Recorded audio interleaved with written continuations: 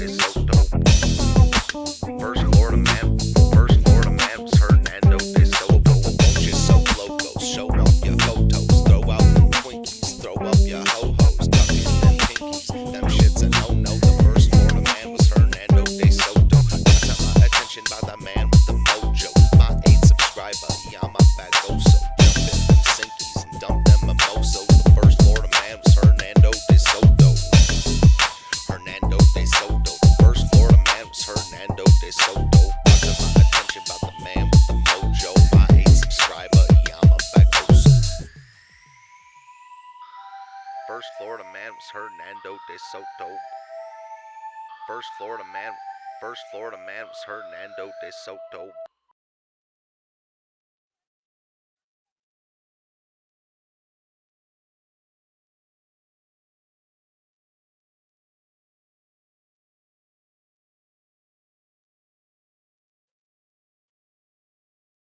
Muted. Perfect. Oh, so that was just me saying hi. So the It first was. Okay. So you guys know it would not be a Katie's Edge stream without something going wrong. I keep forgetting that this has a touch screen on the mic and I grab the... Anyway, let's start over. Take 2. Welcome everybody to another episode of Crimeland. I have a very special guest with me today. His name is Iggy and his name is actually Steven, but you go by Iggy Jr., Iggy Normus? Iggy Normus. Iggy Normus Jr. online. You just heard his music as my intro song. He does all of my music, my intros, my outros. That's it. Just all my specially prepared for this channel. Just my intros and outros. I saw this channel coming in 2020, so I wrote the music for it preemptively. So we're here today. We do have the doggos with us. You can see right behind Iggy. Ava, the terrorist, is there. There she is, and Zena's down here. So if you do feel like I'm doing a good job or we're doing a good job, feel free to hit that super chat button and we will give these doggos a milk bone. Before we do anything else, it is the first episode of July. You know what that means? No. It's drawing time. This is the last month of the drawing. Okay, nice. I'm here for the game. Cool. We're not... This is the last month for the drawing, but I appreciate everybody who donated. And we're going to pick a name. Do you want to pick one? I just pick one. Just one. This person... This is for people that super chat. This for people who super chat, or sometimes I'll ask a question. Yeah. Whoever gets it right gets an entry, that sort of stuff. And what do they get? A coffee mug from the shop. All right. Colonel Angus. Colonel Angus. Is this person here right now? This person is not here, but you've met him. No, you haven't. Sorry, it was when Quest Fanning was here. You weren't here. You have not met him. Colonel Angus, you've been promoted. Colonel Angus, you are now a general. That is the one above it, right? I have no idea. Or it's... No clue. Yeah, I think so. So did you want to tell everybody a little bit about yourself and then we'll get started? Yeah, because the chat right now is being a very astute and observant, observing that we have the same shirt on. Oh. And these are the shirts for Patriot Jam. Look at that. Okay. Yeah. We didn't plan this. Katie almost put the kibosh on it once we saw. I'll show you the back. Yeah. You talk, I'll show you. Yeah. Oh yeah. So Patriot Jam, July 27th. It's in Nashville, Tennessee. What I'm doing is I'm running a right-wing music festival. You know, obviously the arts, the music scene in America is very liberal, very leftist, and there are some really, really good conservative or patriotic musicians. So we threw together a festival on July 27th that's got 5 or 6 different right-wing patriotic artists. And like I said, in Nashville, we're not disclosing the event location publicly for security reasons. So if you want to come to the show, you can DM me, email me. I'm sure you'll put my contact in the show description. I will. But also we're live streaming it, and that doesn't cost anything. So if you go to Patriot Jam Fest on Twitter or Linktree/Patriot Jam, see all the places that we're streaming them. We'll stream it on Twitter, YouTube, Rumble. I live stream and do stuff like that. Most of you guys have probably seen me before, but that's the main thing I'm shilling today is this Patriot Jam Festival. Going to be awesome. I'm performing. Katie's going to be there working for the media. I am media of this event. Yes. Yeah, I will be there. So if any of you want to meet me in person and want to come to Nashville and buy tickets for the show, That's where you'll find me. Yeah. Yeah, I'm you giving- can hit her Katie. Yeah, that you can do like an unofficial head count as well. Oh yeah. Well, I'll just yeah, just form to me or whatever. all of my contact information is in my channel description. So if you are interested in Patriot Jam, send me a message if you can't get a hold of Steven, and I will put you two in touch with each other. We can do it that way. This is interesting. The design is made by AI. It's Mm. the first time I've ever used. Well, I actually didn't do it. It was one of the guys on the team. We used AI to make this jam jar. Yeah. So it's pretty cool. I don't know, but Katie packaged it, made it look nice. In the back. I did the back. Yep. I can't see it. Anyway. You gotta get those yoga poses, you know. Demonic stretching. Yeah, anti-Christian. Anti-Christian stretching. Well, let's jump into the first story. So let's see what we have up. Oh, that was quick. That we don't like just talk about whatever for a couple minutes, or is that the couple minutes? I mean, that was like, I don't know what time we started, but that was 6 minutes and 35 seconds. So Cool. more than a I'm couple. here for you. I'm here for sport. Did you want to? I don't know. What do you want to talk about, Usually Steven? Usually I talk about like what I've been doing the last couple days. I give people the update on my I life. see What's the update on your life? Steven is very open on his channel about his personal life, and I'm like a closed book. Well, usually what I try to do is it's not even like sharing my problems with the world, although sometimes it's usually something funny that happened to me. Like I'll share this. We almost blew up my neighbor's house yesterday. We used these strong fireworks. Yeah. I had no idea we're messing with these like hand grenade canisters. Straight up, these mortars weren't just these little balls; they were like big grenades. And that was cool, but it took us forever to find fireworks. Yeah. Well, here's the thing: is I am a little frugal. Steven calls it something else, but I'm a little frugal. Hey, you call it something else. And I figured our 4th of July party was yesterday. So it was after 4th of July. So me being me, I'm like, hey, we shouldn't buy fireworks ahead of time. We should wait until after 4th of July. And on the 5th, we should go out and buy fireworks and all of that sort of stuff. So that's what we did. And it was difficult to find, apparently. I sent him out to get it. To like 5 different places, and I got huxed. I don't know what the conjugation of the word huckster is. Like, what does a huckster do? Hustled? Does he huck? Did you get hustled? No, it was more I was more huxed. I don't know what that means. A huckster is like a swindler. Okay. I guess hustled would be a good word for it as well, but I got sold. Swindled? By an Indian fellow. Oh, an Indian fellow. Indian. Okay. Yeah, 7-Eleven, not 9/11. Gotcha. Okay. Gotcha. I've been waiting a while to use that one. So yeah, I went to the same fireworks store twice. I came back, the guy saw me, and I bought a bunch. It was over the top, but execution wasn't that good on the fireworks. I said just go to like Walmart or Kroger or something. They didn't have that's any? What I'm saying. I went to Kroger, Publix, and Walmart. None of them had any. Wow. Yeah, that's why we're gone for like 2 hours. I didn't realize. So I think you should turn my mic up just a little bit. That's what the people are saying. Or that's what like to the max. This way. Yes. Or dainty ears. Pick up the high frequencies. How's that doing? Better? Yeah. I can see that it's better. So so yeah, it's like, I don't know, in a business deal, or like you sit down to do business, it's like you need to, there's a customary like 10 minutes of chit chat before, and now we have it over with. So now we can talk about crime. now the cops did drive by last night. Here? Yeah. Really? Yeah. Did they talk to anybody? No. You were sitting right there. Were we out? Yeah, it was next door? like 5 minutes into fireworks. Oh, I didn't realize. Yeah, the cops were. So they're saying turn up my mic still. I'm gonna get closer. It's funny how there's a delay. So it's funny how when you're not committing crimes, you don't even notice the police. You know what I mean? What are you doing? That's not true. I think that you got my wrong mic selected. Incorrect. Yeah, I think that. No, that's it. That's it. No, wait. I'm not changing anything yet. Yeah, we're okay. So here's what we'll do. I'm not going to say anything. Okay. I'm going to mute this one, and then you say something.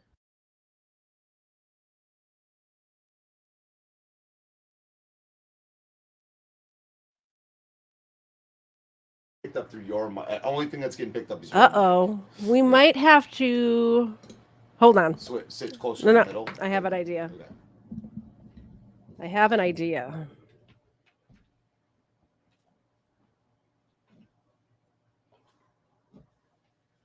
Can you hear me now? Yes, they can. No, it's delayed. Yeah. Yeah. It's life to the max is on the shortest fuse. Hold on.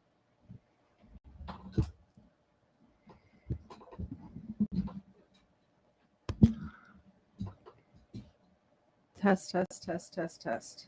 Okay. Test, test, test, test, test, test, test, test. Can you hear me? I mean, I could just look at the stream. Yeah.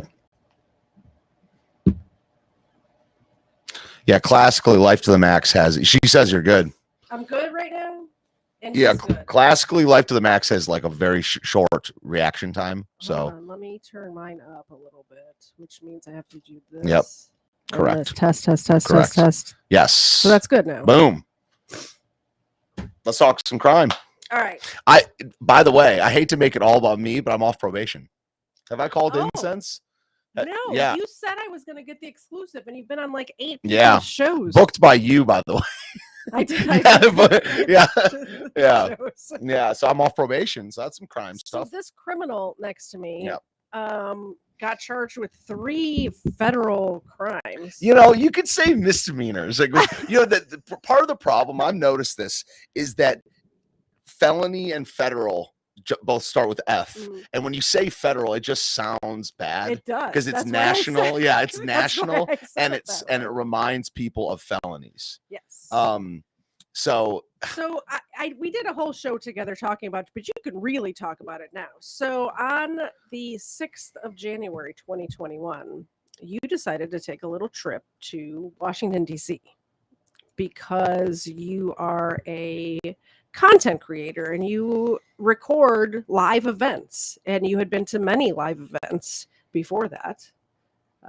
All of the riots, Mhm. I'm sorry, protests, mostly peaceful. both were riot. Both J6 and George Floyd were riots. Riots? Yeah, absolutely. So you had a channel that was much larger than mine that you would live stream these events to. Well, it's funny how I went into the event Mhm. with my channel being much smaller than yours, and I left the event. Yeah, they're saying it's crackly.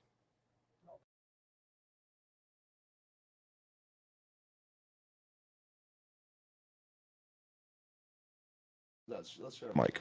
Okay, so we're gonna do that and just put this in the middle. Oh, so can you guys still hear me? We're gonna have to share. That's good. Yeah, how's that, guys? You can crank it if they complain. but- Better. We'll Okay. just every time we talk, we'll just. Oh, lean. but then I'll put this way. Okay. Yeah. All right. This is weird. Okay. Okay. I'll say okay 8 more times. Yeah. Long story short is that you're off probation. You I am. did 3 weekends in jail. Yeah. I almost said prison, but it wasn't prison. It was Yeah. in jail. And you had 2 years of probation. 2 years of probation, 3 weekends in jail, and I mean, I've mentioned this before, but the year in the court system that's totally taking your freedom as well. It takes your freedom and your peace of mind in a big way. So it was basically 3.5 years from January 6th until me getting completely exonerated, and I did not exonerate, but whatever. It being the sentence being terminated. We're on a true crime show, so I'm trying to use proper terminology. Thank you. And I think like $2 or $3 grand in fines, and I've been off for a couple months now, but I hadn't been getting my mail because I was out of town. So I went home to get my mail 2 weeks ago, and I got the letter that said I'd been absolved or whatever word. So I'm off now. That's still crackly, so we're gonna switch to this mic. Okay. Maybe. Okay. It's gonna be here. And let's see if it's working.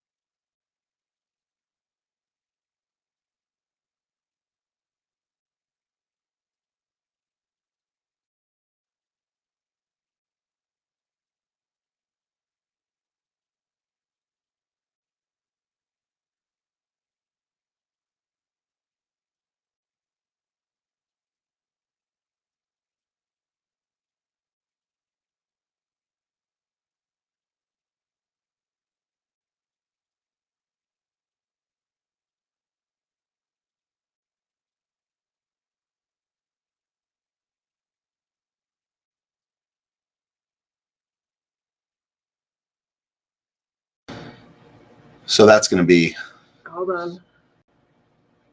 Let me go back to this one and see. Sure. Now is it working? Yes, we're getting something. I turned it off and turned it back on. Can you Yeah. guys hear us now? I'm going to pop the chat on my phone just to see. Yeah, just ad lib what they may be saying.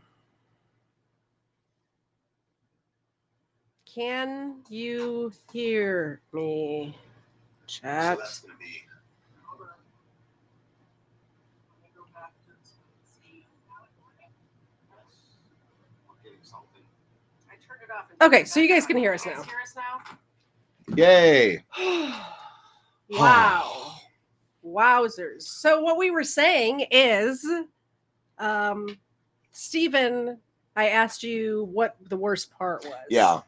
And you said that you the worst part is that you had the no worst part regrets. is yeah, it's always tech problems and live streams. That's the worst part That's of the- January 6th. Yeah. That's the Yeah, worst it's when part. we're muted for like 5 minutes, and yeah, it was the lead up and like the not knowing thing. I've said before that if I my main regret was not, if people don't understand, I mean, I'm assuming there's not a lot of criminals here, but the system kind of, especially the federal system, thrives off of plea deals. Yeah. The federal system has like a 97% conviction rate, right?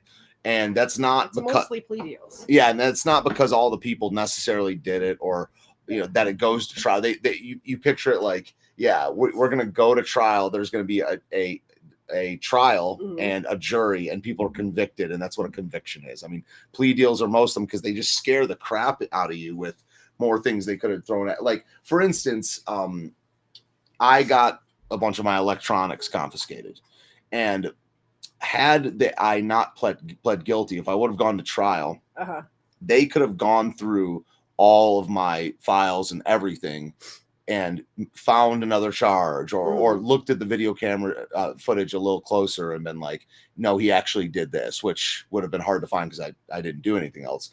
But it was just It's the feds though. They make stuff. They can make stuff yeah. up all the time. They can just find stuff. They can not only that, they can write and pass a law in the time. In theory, they can pass a law in the time that you're waiting, and just be like, okay, there's this new J6 stat. They did pass some laws because of J6.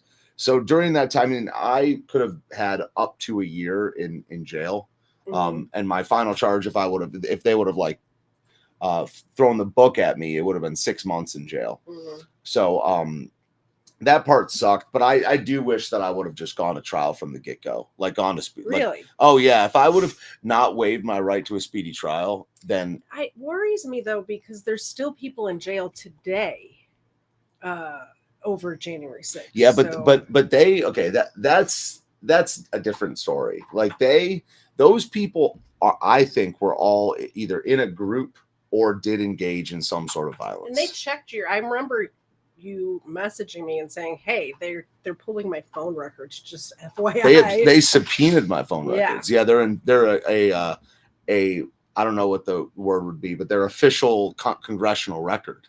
Like, it was for the J6 trial, like the congressional trials, right? Yeah, my footage and my text messages are part of congressional record. Yeah, over about a three month period. Yeah, crazy. So big shout out. So that means you too might be part of congressional record. I am assuming I am. Yeah. Oops, I'm just breaking stuff. So anyway, I'm glad it's over, but I mean, it might come up again. It really might. There might be another time that you end up. Sure. I mean, if I'm doing my job right, I want to be close to the action, and that's all I did that time. I wasn't really even there as a protester. I was there as a filmer. Yeah. So we got an election coming up and going to the DNC, the RNC. I don't know if it comes up again. We'll see. It would suck to go through that ordeal again, but yes, it would. Yeah. I'm like a mom in the fact that I worry about my friends. Yeah. So, and I know it annoys you because really. I mom you sometimes. But I really do deeply worry about people that I love. So, you know what I mean? Yeah, I'm not a big worrier. Yeah, I really I get scared more than I get worried. Yeah. Because I get scared when things are actually happening. When things aren't happening, I don't worry about them. I just because people don't, there's a dichotomy to my career. Like I'm not a serious person, but I am a serious video journalist. Yes. You know what I mean? Very, very serious. And I can't in good conscience be like, okay, well, I won't go into a historical event again. I mean, that's like what you don't have a job. If you're not willing to do that, you shouldn't be a video journalist. Yeah. So, and by the way, your footage is famous. I'm sure every single one of you has seen Stephen's work. If you watched anything of any of the news stories about January 6th, there's a pretty famous clip of the crowd chanting "Hang Mike Pence." Tens and tens of millions of views. Of Yeah, people. like incalculable number of views because it's like every time it was on Tucker. Yeah. It was on all of the maybe streamers, a billion views. all of like the left that Everything. day. All of the left wing, like Hassan Piker and Vaush and all of them, Destiny, all of those people were filming or were showing your footage. Yeah. So that one clip I bet has been viewed all told like a billion times. Yeah. Because so they can't take that away from me. They can't. They tried, but all right, enough J6 talk. Nice. Now we know you're a criminal. This story is about the main story that we're talking about today is one that you sent me because you're originally from Michigan and it happened near your home. And this is another one that I found that happened close, I think. So what is it though about entertainment parks? Like the trampoline parks? Have you shown them that one? Probably.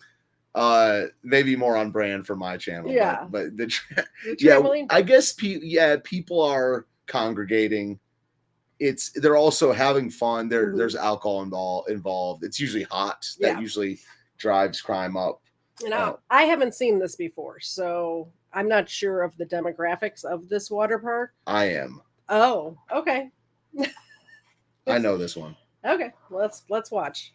Again, this is north of Detroit at a spot popular with families. ABC's Alex Brochet is in Rochester Hills with more on that. Alex, good morning. Hey, Whit. Yeah, the sad reality this morning is there are dads in this community that are waking up this Father's Day in the hospital because of the violence that happened yesterday. Now, on a normal hot day, the Brooklyn Splash Pad is a place for families to cool off, and police say that's exactly what was happening yesterday. Is Rochester Hills a predominantly No, it's middle class? Yeah, no, it's probably upper middle. Upper middle. Yeah, there's parts of Rochester that are really, really nice. There's parts that are. There's no ghetto of Rochester Hills. Yeah, there's nothing low class about it. This is, I guess it is north of Detroit. Is this the town that you grew up in? Or? One of them. It's not where I went to high school, but my mom lived in Rochester for like 3-4 years. Okay. When I was like 16 or something like that. So I've spent a lot of time there. Madonna grew up. Have you been to this water park? I don't know what it's called. I probably have. If it's been around for Michigan Splash Pad. Oh, that's the name of it. Yeah. Probably not. Okay. No. It might be new. It looks newer, yeah. I'm old. Yesterday, before that alleged gunman came through and opened fire, seemingly randomly. It's going to be at the Brooklyn Splash Pad. This morning, authorities investigating the terrifying moments in Michigan after a shooter opened fire at a splash pad park, injuring at least 9 people, including children. The shooting happened in Rochester Hills Saturday afternoon, roughly 25 miles north of Detroit. The Oakland County Sheriff says it took less than 2 minutes to respond, and in that short time, deputies arrived to multiple victims. Under no circumstance in this country, particularly in Rochester Hills, should fathers be spending Father's Day in a hospital. The youngest, a 4-year-old boy. His 8-year-old brother and their mom also hurt, both in critical condition. The oldest victim, a 78-year-old man wounded in the abdomen. Police say the suspected gunman unloaded 3 magazines, firing at least 28 times from a semi-automatic handgun before running away. It appears like the individual pulled up, exited a vehicle, approached the splash pad, opened fire, reloaded, left. Deputies used drones to find the alleged gunman barricaded in a home, eventually breaching it, where they found what they believed to be an AR-style weapon on the kitchen table. That suspect, a 42-year-old man who officials say lived with his mom, also found dead inside that house. Authorities say he had no criminal history or connection to the victims. It's an absolute tragedy for Rochester Hills. We're going to be in mourning for a long time. Now the community reeling from what authorities say was a random attack. This is just something you just don't get over overnight. The Oakland County Sheriff has called this shooting a, quote, punch in the gut. And as his investigation continues, there are several key questions about those firearms. And then also, Janae, were there any warning signs? Alex, I just spent a day with my kids out in the summer sun. Thanks, Alex. Appreciate it. I keep trying to grab them. Yeah, this is on, not like if there is a poor side of Rochester, this is on it. But it's still not like poor. It's not. Yeah, it's just the burbs. Just the burbs. There's not any place in Oakland County that's like that rough, other than Pontiac. But do you mourn? I mean, I'm not trying to be insensitive or whatever, but like, do you mourn when people don't die? Is that something you do? I don't think so. Right? He's like they're gonna be in mourning. For Nobody a long time. died. No, well, other than the perp. But yeah, but that's fine. Yeah. I don't know. I don't mourn when people don't die. I pray for their healing, or you know what I mean? People, it's just, I don't know. We've become so clown town. It's like, oh no. Anyway, it's so bad. Well, if you, especially I feel like doing a show like this, and my audience who's here every week, thank you very much, by the way. We see so much of this that it's hard to get upset over one incident. I think it's kind of psychopathic to get really upset over everything. It's like saying I love everyone equally. Yeah, I don't. Yeah, exactly. You can't. It's not even a matter if you try, you'll go nuts. Yeah. Yeah. So I mean, it sucks that it's little kids and old people, and I'm glad they didn't die. But like the one where it was a 78-year-old man, it sounds like he was there for the day with his grandkids, probably, or maybe even his great grandkids. Like, how much does that stink? To you know what I mean? Yep. Grandpa gets shot in the abdomen. You know, I think Livonia is near. Livonia is not in Oakland County, but it's in Wayne County, I believe. I went through all of my tabs and found anything that had to do with Michigan. Cool. Nice. And then some other stuff that I just thought would be fun. Yeah. Livonia. Yeah. So this is Livonia prom murder revenge story is 100% fake and gay. This is truly a story of grief. What's that?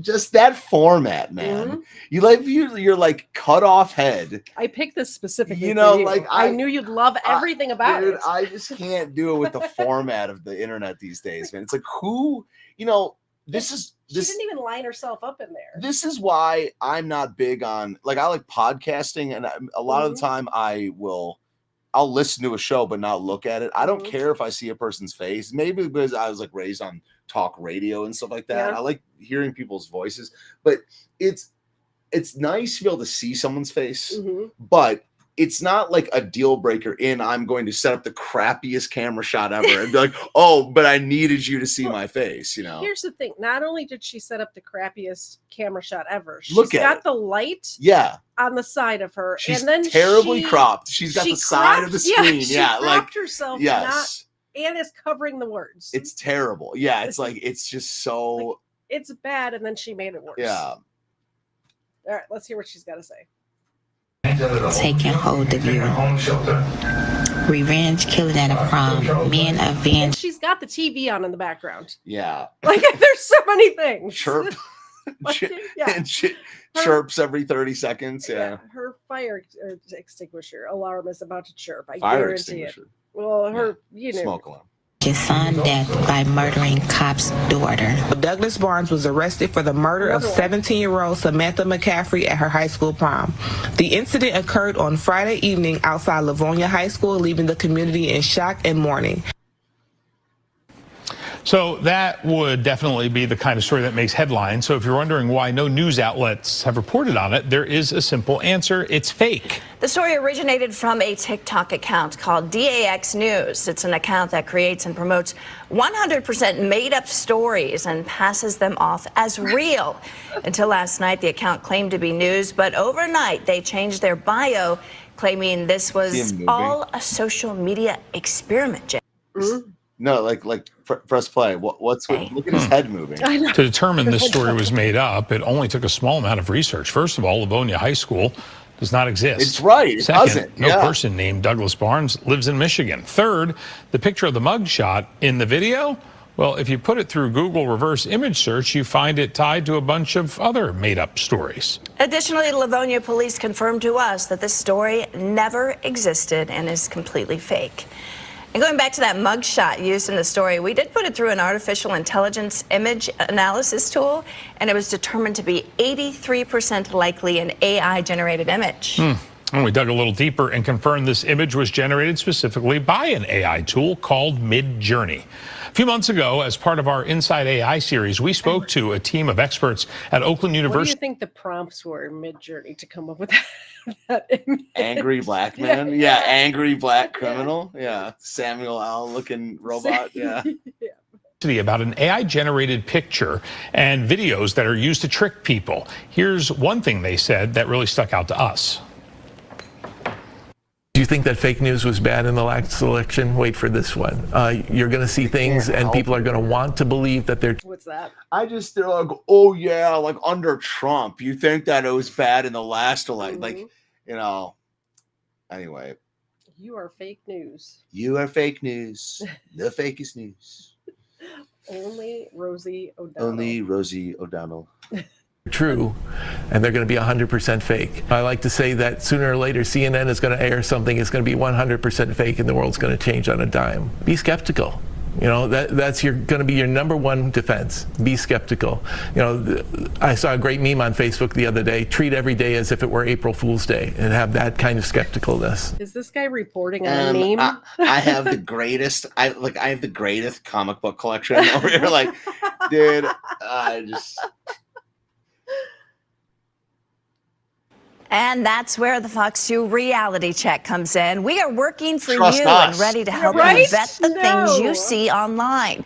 So if you see something on the internet and you're not sure it's legit, you can always contact us and send us the info, and we can dive into it and give it a reality check. The fastest way to get in touch. You can email us at Fox2newsdesk. No. You know the tagline for my channel, don't you? No. Digging through the propaganda of mainstream media and unearthing the truth. Which means, that's your tagline? Yeah. Oh, I didn't even know you had one. I do. I should probably watch your show.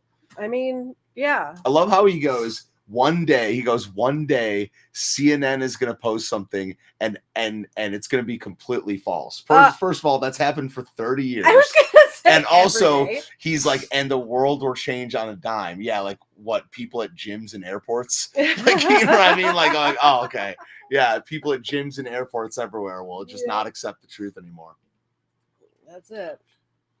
All right. You ready for this one? Yeah, then we'll do the story after that. Enraged Florida woman goes ballistic in parking lot, swings at YouTuber, and is knocked to the ground. Now, let me ask a couple questions before we get into this, okay? And I'm going to actually kind of change the subject, but you'll see where I'm going. Okay. I was at this political conference. A lot of people have seen this clip now, where the security guard is like kicking everyone out of this club. Okay, and he's taunting the crowd. They're taunting back. They're screaming "F you" at him. And then is this the Rob Smith thing? No, this is FX. This is okay. And then Sneeko, a live streamer, flicks his hat off of him. Like the security guard's taunting. Sneeko does like this, and then the security guard like tweaks out and like jumps and punches the crap out of him. It is because this goes to this a little bit, but less so because a hat is worth less. I mean, than a phone, but also a hat is connected to your body in the way that a phone isn't. So is flicking someone's hat, would that technically, if you were like by the book, is that technically like assault? It is. Yeah, it is, right? Yeah, for sure. Yeah, okay. So is he justified in Tarzan striking? I mean, I'd have to see it to see how far it went, but he's justified on going hands-on for sure. Yeah. Okay. He tweaked out. I was going to say a different word. But yeah, he freaked out and like not chipped his tooth and bloodied his face up. But anyway. Ugh. A Florida woman was caught on video going ballistic with another shopper at a supermarket parking lot when she noticed an onlooker filming her, and soon learned the harsh lesson after she took a swing at the cameraman. The harsh lesson of you wanted equal rights, now you got equal rights. We've said this several times. Equal rights and equal lefts. Yeah. Right? Yes. Yeah. This was a very satisfying video, by the way. We're going to watch it in a second. YouTube content creator who travels, it's called WTF Broward, a YouTube content creator who travels around South Florida looking for public interactions. He's just a troll. Yeah, he's just trying to instigate people. Yeah. Okay, all right. Caught 2 unidentified women, one driving a green Subaru Forester, a green Subaru, you say. Okay. What kind of woman was it? And the other, a black Chevy Equinox, bickering with each other just outside of a public supermarket in West Palm Beach last month. All right, let's watch the video. Are you crazy? Whoa, lady. Hey, lady, you're crazy. Lady. She didn't just touch his camera. She punched him. Yeah. So what is the legal deal with filming in public? It's legit these days, 100% right? allowed to. Here's the thing. This is in public, but it is private property. Some landlord owns this. Sure. It's a shopping center, right? Yeah, it's a shopping center.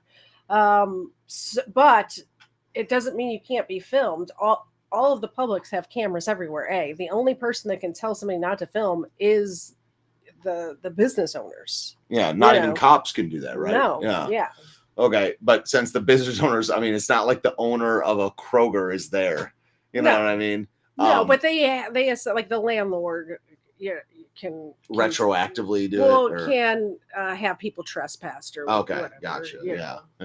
Lady, fuck, move it. Dang. No, you can't hit. Surprise on her face. What did you think was going to happen? She hauled off. That's why punched the dude. This is why I'm pro trans in sports because they're just like it's like. There's no way that this person would just beat me and hit me. It's yeah, they would. They should in some cases. Like if you attack them first. Exactly. Yeah. You want equal rights. You're going to get equal. Then don't punch people in public. They're going to punch you back. That look of feminism leaving your body. Yeah. Can you go back to that look again? That look is so good when. Yeah, right there, dude. That look. She's like, oh, I hit you and you hit me. It's like, yes, absolutely. No, you can't hit me. Yeah, call them. You hit me. I got you on camera hitting me. That look of feminism leaving your body. Yep. Exactly. The camera, all of a sudden, she's getting crunk. She's in the club. As the woman tries grabbing for the camera, eventually throwing a punch. Okay. As the video fumbles and pans to the parking lot, the ground, who wrote this? You see the woman on the ground, then threatening to call the police and telling him to stay put. People in the comments quickly labeled the woman as a Karen, and many commenters wanting a conclusion to the unhinged drama. Yeah, I would like a conclusion. Straight. Yeah, factory reset, baby. The... Straight reset this Karen back to factory settings. That's pretty good. Never approach a bull from the front, a horse from the rear, or a Karen from any direction. That's like a D-. That's not funny.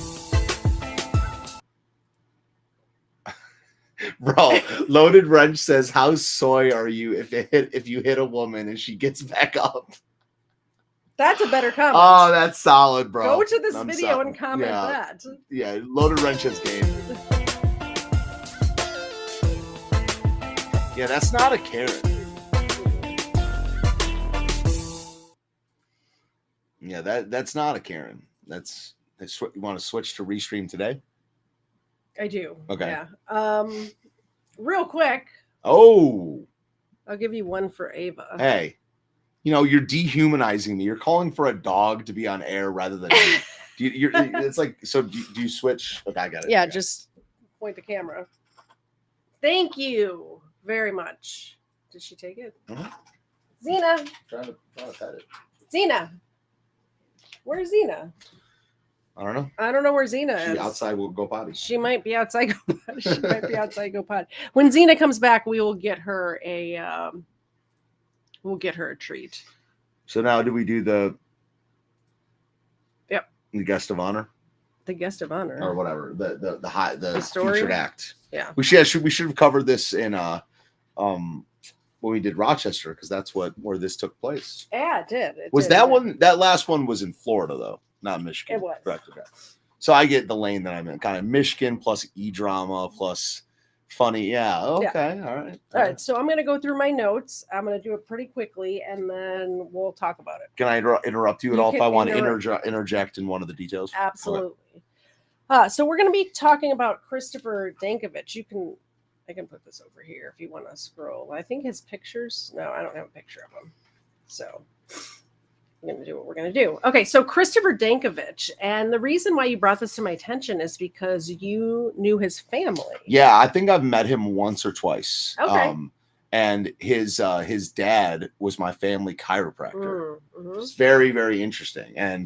And yeah, we'll get to later. I actually got not interviewed by the press, but we did a thing in school about this when it happened. Okay. But yeah, I think, I mean, I know for sure that his family was my chiropractor. I actually just drove by his office a couple weeks ago. Really? Yeah. Okay. And but I think I met this kid at a couple parties, when I was like 10 or 11 years old or something like that. Okay.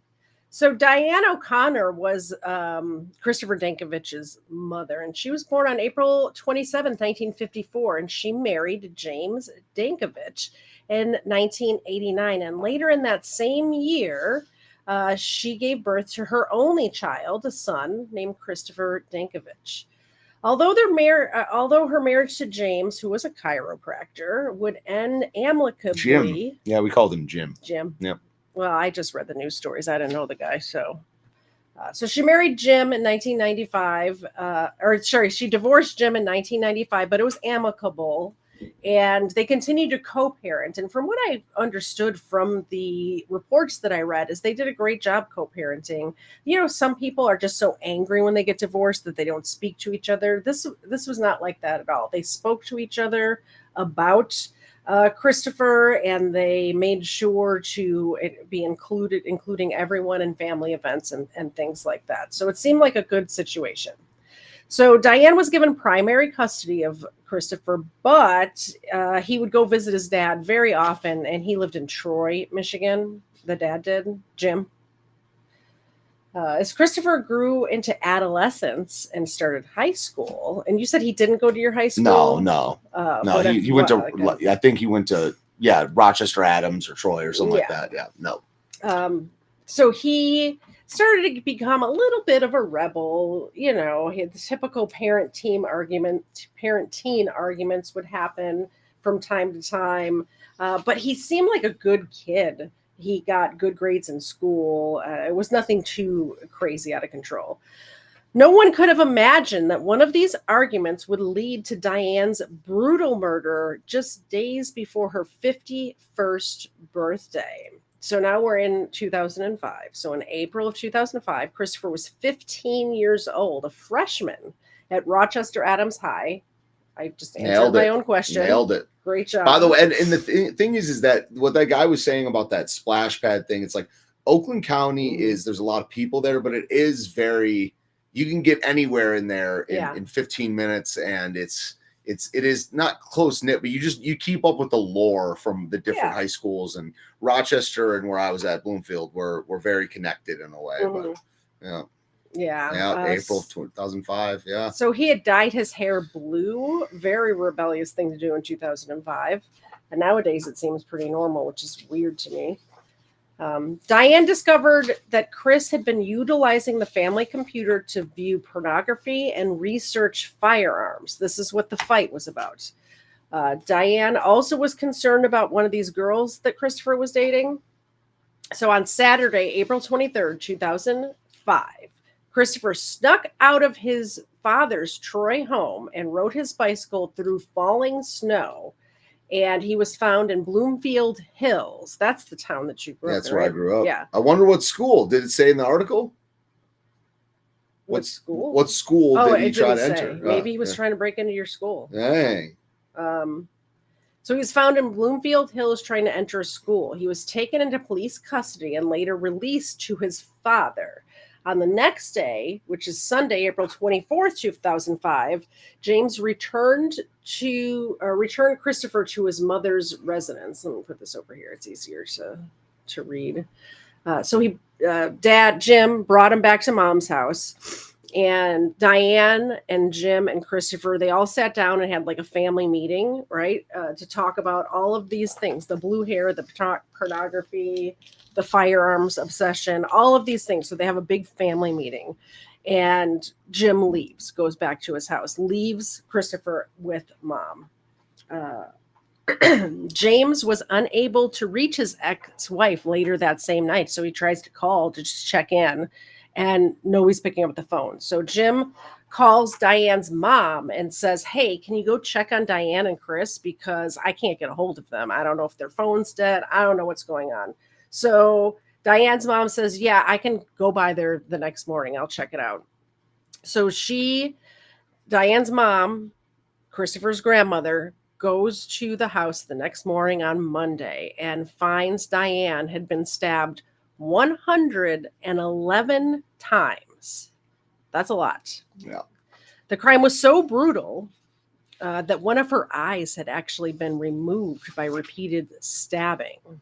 Oakland County prosecutor Kelly Chard is quoted as saying, "This is one of the most horrific crime scenes anyone has ever seen." Which is, for a police officer to say that, it's got to be bad, right? So missing from the scene was Christopher Dankovich and Diane's white minivan.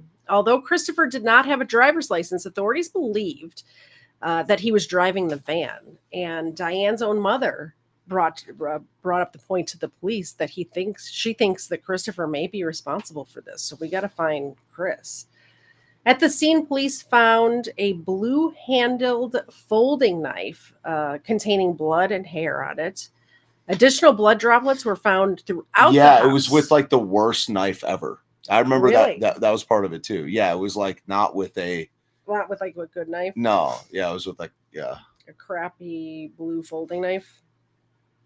I mean, I guess it doesn't matter how good the knife is when you stab somebody 111 times. Yo, but there's stories of people being stabbed like way more than that and living. That's true. There's If you stab somebody once and hit their femoral artery or their carotid, you can kill them with one stab. So, or in the heart.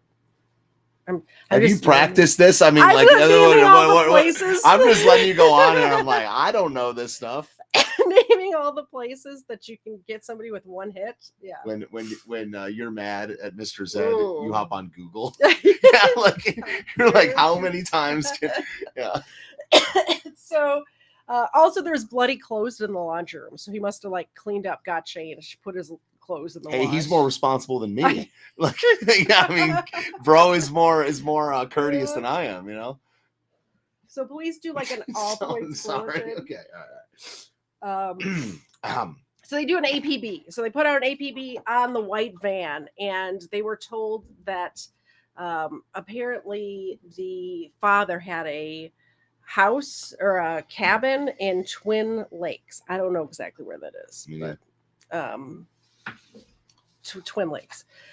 So James Dankovich has a cabin there. Police go to this cabin, and of course the minivan is in the driveway. So they end up watching Christopher for about 2 hours, and Christopher sees them that he's being watched, and he ends up going out and surrendering without incident. He didn't put up a fight or anything. He had shaved off his blue hair, so he has a buzz cut now. Inside, So something good came out of those. Yeah, he got rid of the blue hair, got a buzz cut. So the Twin Lakes is also in Oakland County.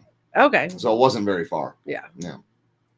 Inside the cabin, they found military-style survival gear, some guns that Christopher had made himself out of PVC pipe. So a potato gun.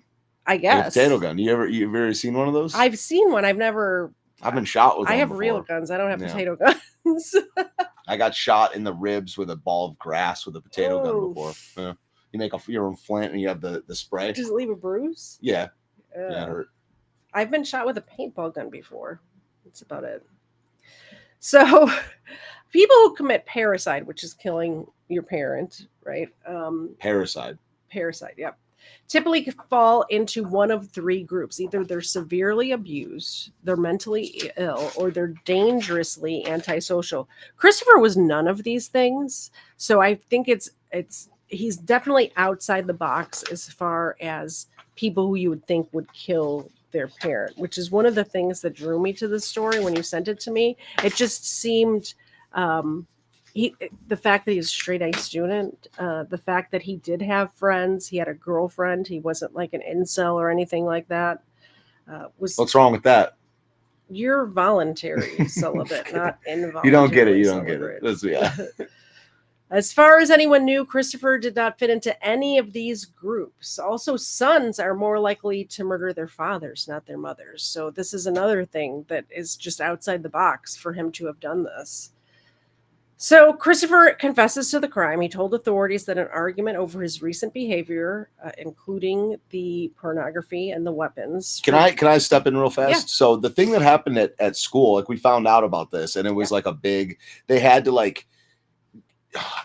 think every high school class in Oakland County had to do like some gay, we need to like decompress, or like I don't know what the right word would be. So they're trying to make sure nobody else murders Yeah, they're also just saying like, I don't know what the right word would be, like cope or like heal, like or process. Okay. Like we need to process this as a community type deal.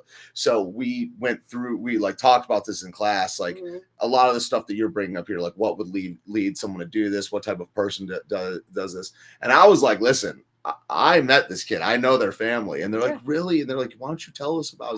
I was like, I didn't know him well. I was like, but he's seen. And now, by the way, I know Life to the Max is kind of messing with me earlier. I was not partying at age 10. When you go to a party in your age 10, it's like a birthday party or like a Christmas party. I was not like drinking with this guy at age 10. Okay. But anyway, so I'd met this guy from what I remember. I mean, if my mom or dad heard this stream, they might be like, listen, we never met this person. But I remember his face. Yeah. And I remember the family being relatively normal during that time period.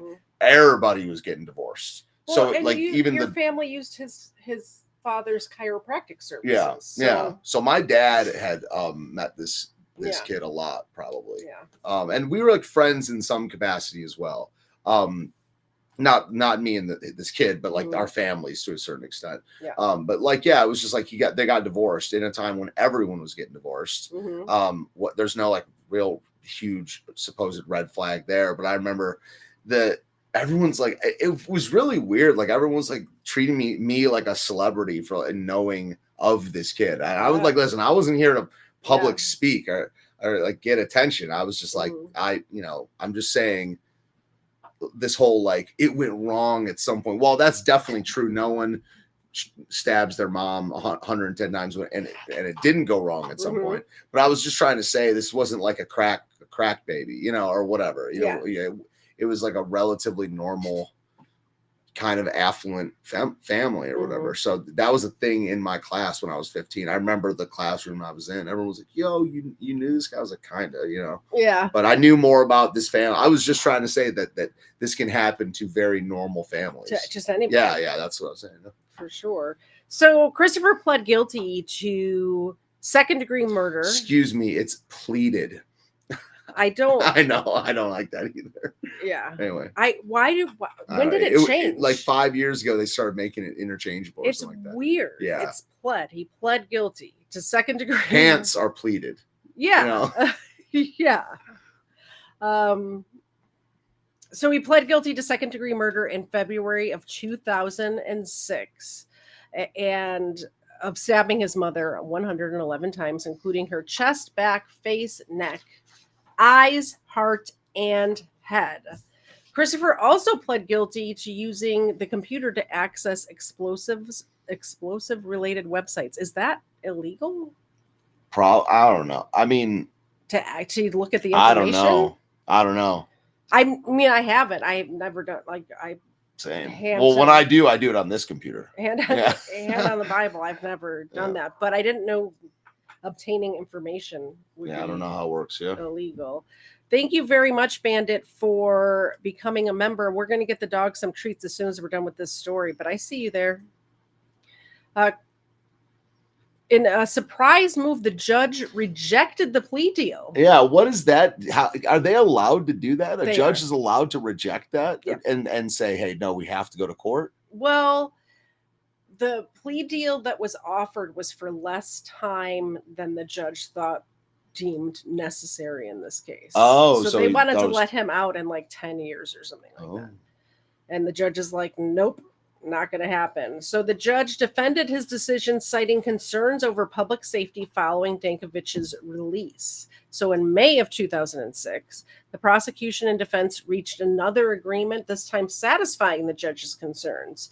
He was found guilty and accepted the plea arrangement and sentenced to a minimum of 25 years in Michigan Department of Corrections. His maximum sentence would be 37 years.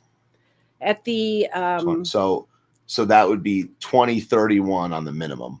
yeah, I think I get to the dates here in a minute. Sorry. But yeah, one of the things that Christopher's quoted as saying in the hearing is he said, "I'd just like to say how sorry I am for what I did." Loaded Ranch is so wild, man.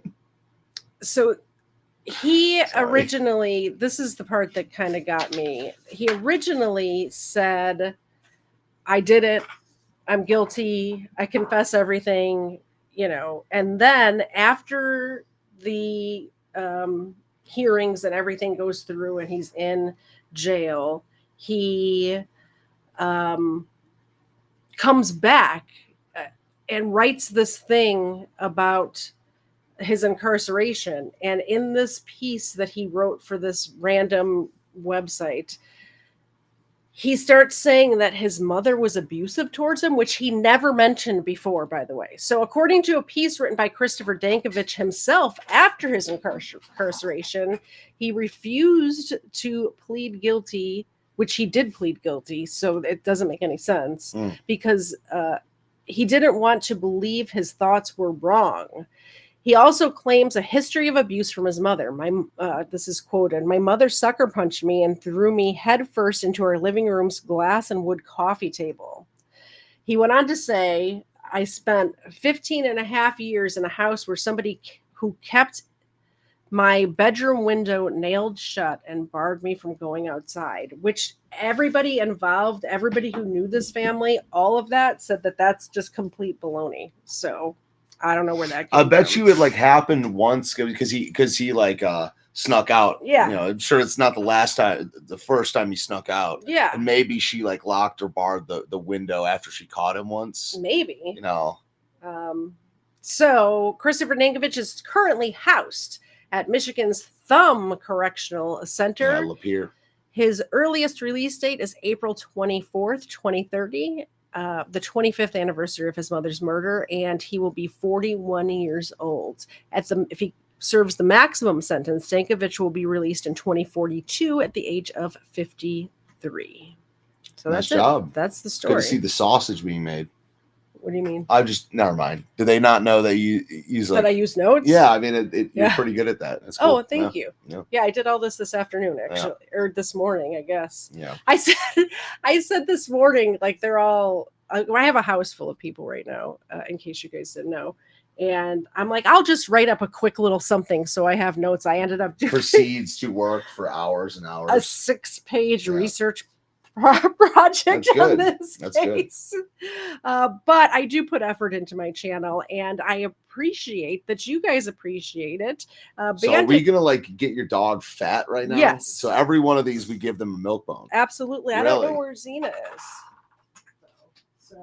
So Ava's terrorists gonna is get gonna fat. be you're funding terrorism. Yeah. Hold on, I'm gonna mute for 1 second and see if I can get Xena in here.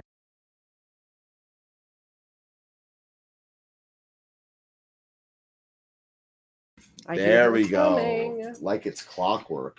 I know. So what do we have? 5? Loaded says, as an expert on plea deals, he did okay. Dang, man. You got 5 of them? Got 5. Yeah. And I got 5 for Xena. So you want to get Ava and I'll get Xena? Do we? Yeah, do that. And then. Okay.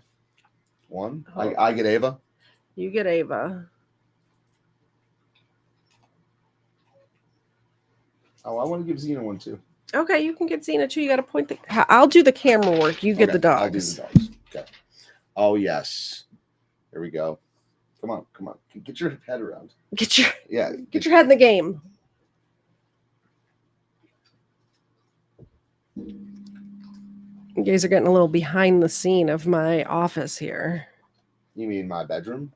Steven's bedroom. You moved to the basement. It's comfy. Thank you so much, Bandit, for the gifted membership. Welcome to all the new members. We are going to have a... Can I get this alien look? Yes. We're going to have a game night later on this month, and you're all invited. It's not better. Look at poor Ava wants some pets, too.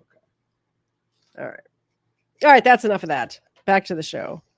Look at that. So... I want to welcome, first of all, thank you, Bandit. Welcome, Loaded Wrench, Screwed Up Rebellion. Linda, welcome, Society Red, and Parson 1122, new members. So that's a month? Yes. That's a month long? Yes. Membership. Cool. Yes. Thank you. So the other stories that I have pulled up are kind of, they're like body cam. You know how I like watching the body cam stuff?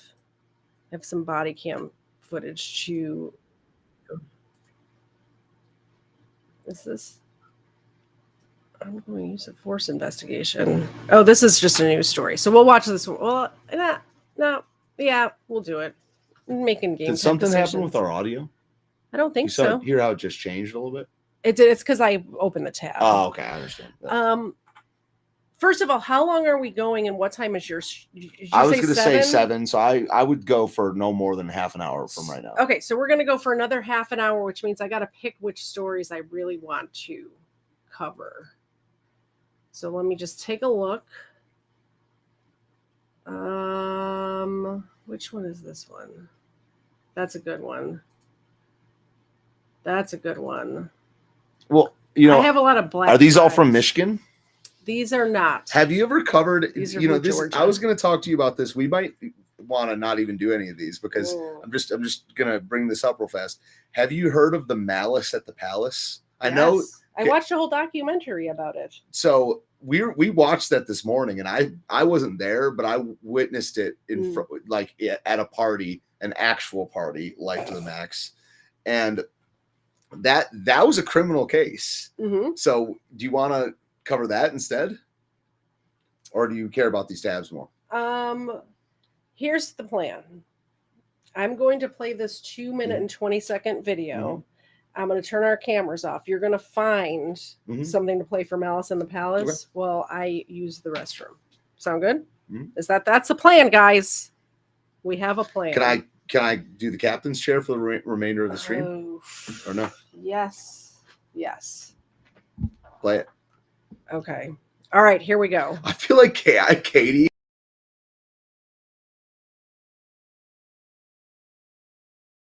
It's like barely tall. True. Yeah. We can do that. Okay. Well, it's like I'm a planner, so I have things planned out, and then when things change, I get a little flustered. But I'm usually good once we do it. So, all right, we're gonna play the video. Tonight, and Fort Worth police just released new footage from a case involving use of force. A woman was recording investigators at a crime scene when a police officer arrested her, knocking her unconscious in the process. Matt Houston is live tonight to break down this new footage. Matt? Yeah, the woman's attorney as well as a city council member both called for this video to be released. Until about 90 minutes ago, we'd only seen the portion of the incident that Carolyn Rodriguez live streamed to her YouTube page. It's something she does often. It's clear from that video, the live stream, that the 60-year-old thought the police she was recording were just towing cars. Fort Worth PD says they were actually investigating a hit and run, though they'd not put up cones or crime scene tape yet. This new video shows the officer get out of his car, instruct Rodriguez to go across the street, and then sling her to the ground. We'll show you the officer's body camera video too, which does have audio. Note that he calls Rodriguez by the name she uses on her YouTube page. Caroline, we're busy. Go to the other side of the street. You can go. There's no investigation. There's no nothing. You can go to the other side of the street. You're going to get arrested. I'm not warning you again. What are you talking about? Go to the other side of the street right now. Wait, tell me why first. We're doing an You're under arrest. Turn around. Put your hands behind your back. Stop. Stop resisting. Now, Rodriguez was knocked unconscious. You can hear snoring in that video police provided, which ends before we can really see and hear what happens next. This is what Rodriguez looked like on Monday on the way home from the hospital. Fort Worth police have not identified that officer, but they say they've reassigned him to a position off the streets until their investigation is over. Rodriguez considers herself a First Amendment auditor. Her YouTube page is filled with confrontational run-ins with law enforcement, including one video she says is of the officer who arrested her Sunday morning. I just spoke to a former police officer who reviewed that video and did not want to be named. He tells me that officer was too forceful, given Rodriguez's size, her behavior during the arrest, her age, and what she was being arrested for. He also noted that the other two officers did not appear to be threatened by her presence. As I mentioned, Fort Worth police are still investigating. In Tarrant County, I'm Matt. Yeah, I would hate to be a reporter, man. It's just, I don't know. I've talked about this on my show many, many times. You guys aren't fans of mine, but like having a job where you're forced to, or something about your brand, you're forced to treat things as they're already serious enough. And they're just like, these are the details that she's a YouTuber, a live streamer. Like, people have heard of these things. You don't have to crack jokes about them like me, but reporting it straight is just not, I couldn't imagine it. And I think it's part of the problem in our society. Hi. Hi. I was going off kind of. So we got the malice at the palace. Now, I don't know how to do it. Do I just do that? Yeah. Boom. All right. This feels very weird. Yeah, you're like second chair. Yeah, you got to put that in the middle, though. Second chair. All right. So, so I have to change. How do I add this tab? Which tab do you want to? Well, I mean, it's just that one. Okay, so pause it and then see where it says share this tab. Oh, very cool. All right, so the malice at the palace. Have my drinks? Yeah. Thanks, man. Sure. Anything else? Yes. Okay, what? The other drink. Yeah. And touch that lamp over there. It went off. Oh, just on either on the bottom or on the top. Yeah, touch it twice. There you go. All right. So you guys watched the thing on Netflix about this? Yes. Where do we start? So I know the people tell involved. Me the story. Okay. And then so play the video. Yeah. So if you guys hadn't seen this, the Detroit Pistons and the Indiana Pacers. By the way, when I was growing up during this time period, I hated the Detroit Pistons so much because, of course, I'm from Chicago, and the Pistons played dirty. They were dirty, dirty players. They played dirty, dirty basketball. But that wasn't during this time period. Oh, it was. I forgot I'm elderly. Yeah, this is like that. What you're talking about was like 15 years before this. Okay, yeah. Yeah. Old, so. Yeah. Okay. So this is 2004, I believe. And this kind of cemented their spot in evil basketball team history, though. No, but this wasn't even them. It was the Pacers that did this. This was not the Pistons really didn't do it. It was the Pistons fans had a big role in this, but the Pistons didn't really throw a punch on this or anything. So yeah, what happens is there's a hard foul from Ben Wallace. He fouls Ron Artest. By the way, do you know who Ron Artest is now? That dude, what's his name? Do you know his real name? Not his name now. World Peace or something. Meta World Peace. Yeah. So he changed his name to Meta World Peace a couple of years after this. And he's an unstable individual. He's always been unstable. He's openly on air saying many times that he's like, the quote is, some people have control, I don't. Like, he openly has no impulse control. Okay. And the funny thing about this is, I was saying to Mr. Zed this morning that of the fans, the principal fans involved in this incident, I, through 1 or 2 degrees of separation, knew like all the people involved, like especially the guy that threw the cup. So let's just fast forward. There's you knew that guy? Yeah, he was best friends with my football coach. Okay. Yeah, maybe I'd met him once, but like especially some of my friends knew. Some of my friends knew this guy really, really well. So find a way to get this game over with. So there's a little scuffle here, and Ron Artest lays on the scorer's table just as like a protest. He's just like kicking back. As quickly as possible. Okay, so if you watch it, if you watch the frame by frame, you're going to see a cup hit Ron Artest in the face, cup full of beer. I'm not sure. Okay, so a guy throws a cup from the stands, and what proceeds to happen is the worst player on fan fight in sports history. Yep. And a bunch of people were arrested. The reason we're covering this because this is a crime case. He'd have to walk past the pacer bench to go. Now Artest has jumped over the. Okay, so if you look at this part right here, and we're not going to play the whole video because it's just a bunch of breakdown. What he does is he rages out. Okay, that's Artest jumping into the stands. Yeah. This guy in blue is the guy who threw the cup. That is my friend. He's just sitting there with a smirk on his face and hands in his pockets. He goes right past him. Yeah. And thinks it's somebody else. Now watch him assault this dorky guy behind him. Over the scores table. That guy's like, did you see the look on his face? Yeah, because he didn't even do it. Now this guy, the 2 guys that get punched out in the court, that guy in blue and this white guy,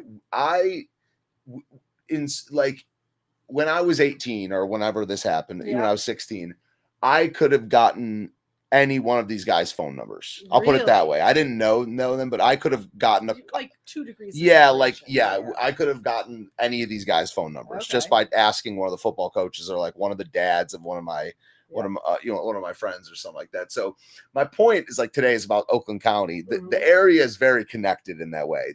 The Palace at Auburn Hills was like 2 miles from my mom's house in Rochester.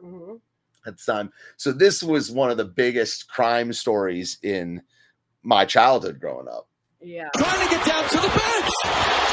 Artest is in the stands. And by the way, this player right here is Steven Jackson, the guy that looks just like George Floyd and always calls George Floyd his brother. There's been one NBA player since 2020 who's been most vocal about George Floyd, knew George Floyd, and looks exactly like him. That's Steven Jackson. Yeah. Hello, Hamo D on Twitch. It's good to have a Twitch person come in here and say hello first. It's unusual. Oh, this is awful. Fans are getting involved. Steven Jackson's in the fans. Rasheed Wallace going into the stands. The security trying to somehow restore order. Fans and players are going at it, and the players trying to help each other out. This is a disgrace. They're going at it, man. Yeah. Holy cow. Yeah, it was mayhem. I mean, there's never been anything like this. And growing up in this area, this and the movie 8 Mile were like the 2 formative media experiences. I mean, this is the talk of the town for a year. I have it on good authority that you did dye your hair. I did. Everyone did. Time. All the players now, they're jumping in there to try and get the other players out because the fans have come involved.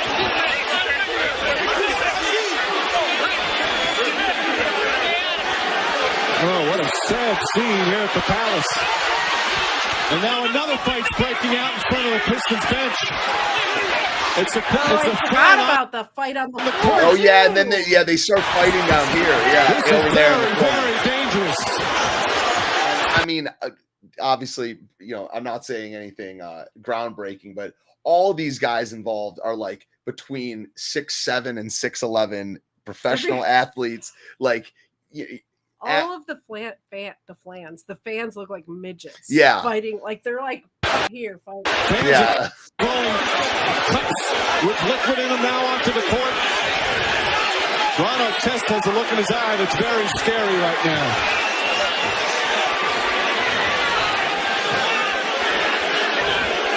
You wonder if the official's going to let this game continue. Now they're throwing bottles. And also, it's 45 seconds left in the game, and they're up by 50. The game's over, and they're like, "I wonder, Bob. I wonder if the game's going to continue." No, the minute someone runs into the stands, it's just over at that point. It's so over. So, did you see, not live, but I know you're not into sports, but were you aware of this at the time that it happened? Not at the time. Okay, all right, gotcha.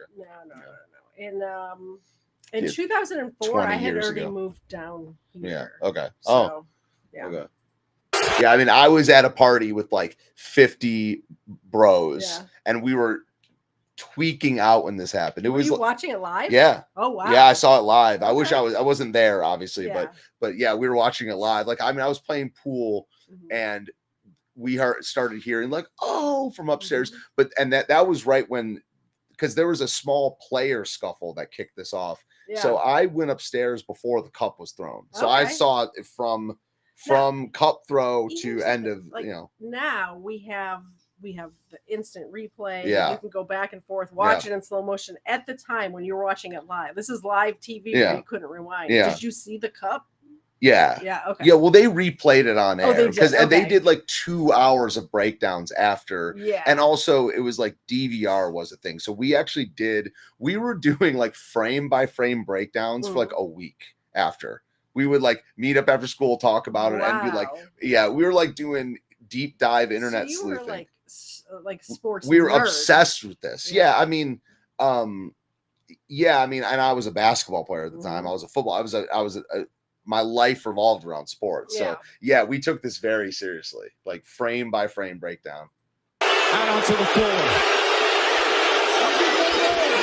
They're trying to get the Pacers to go back to the locker room.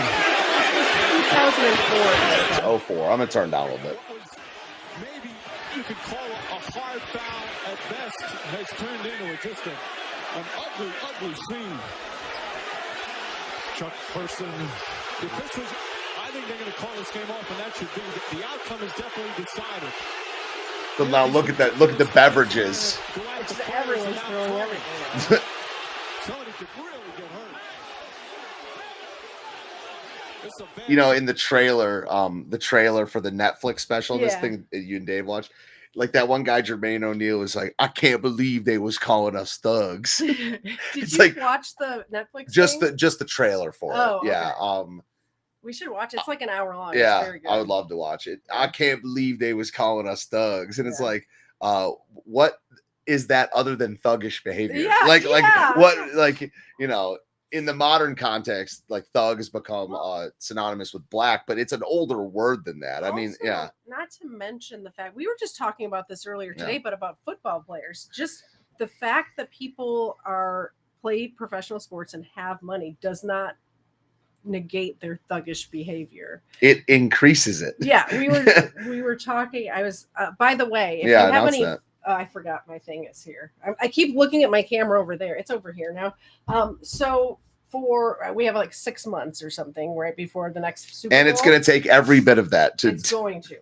So Super Bowl weekend next year, I'm doing a all football crime all weekend. So we're going to have a like Crimeland episode, kind of like this, but all with any football players that have committed any smaller crimes, like beating a woman in an elevator, drunk driving. There was that one guy in Vegas where there was a shooting and he like ran people over. I'll have you know that she just called woman beating a smaller crime. And this is why I love Katie. Well, because leading up to that, we're going to cover, what's the dude's name? Aaron Hernandez. Well, Ray Lewis killed a person and got exonerated for it. Is Ray Lewis a football player? Yeah. He's a boxer. No. That's Sugar Ray Leonard. Yeah. I don't know. Ray Lewis did the murder. I mean, look, okay, sorry. He was acquitted, so he did. We could do OJ too. Yeah, of course. Yeah. But my point is notice that Katie's saying is we're going to be covering all of the NFL criminals in history, and for that reason, it'll be a 24-hour stream. It's going to be all week covering that stream. Could you grab some treats for the doggos? Oh. Let me call them in here real quick. Let's let that play while we do that. Showing from the Piston stands here. Just firing bottles from the stands. Get your spot. Get your spot. Into the locker room, and they're getting thrown a lot of debris, and they're still not all the way through. And for some reason, they hold Austin Crozier out. They won't let him get under the tunnel because they're afraid for his safety. Bro, they're just getting pelted with food. I love the phantom ear. That's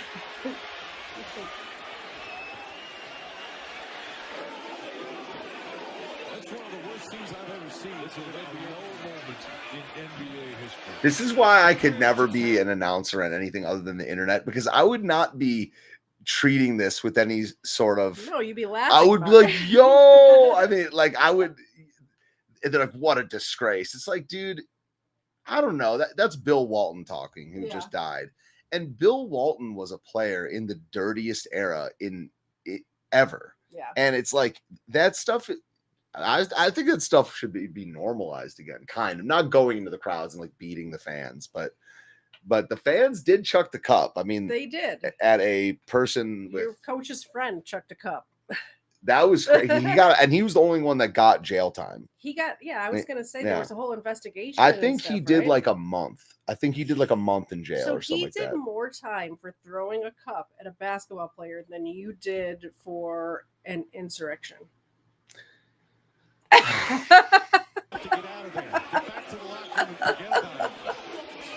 I'm sorry for parading.